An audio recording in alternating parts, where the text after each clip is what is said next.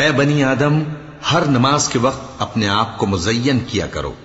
اور کھاؤ اور پیو اور بیجا نہ اڑاؤ کہ اللہ بیجا اڑانے والوں کو دوست نہیں رکھتا۔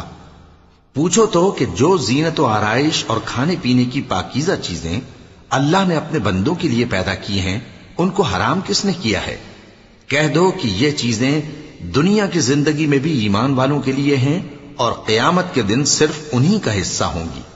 اسی طرح اللہ اپنی آیتیں سمجھنے والوں کے لیے کھول کھول کر بیان فرماتا ہے۔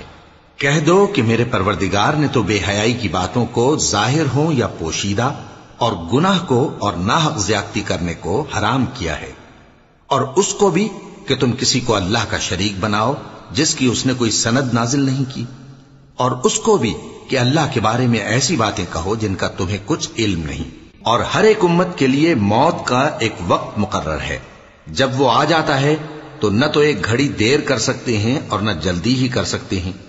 اے بنی آدم،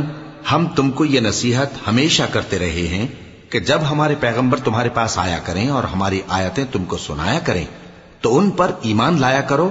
کہ اب جو شخص ان پر ایمان لا کر اللہ سے ڈرتا رہے گا اور اپنی حالت درست رکھے گا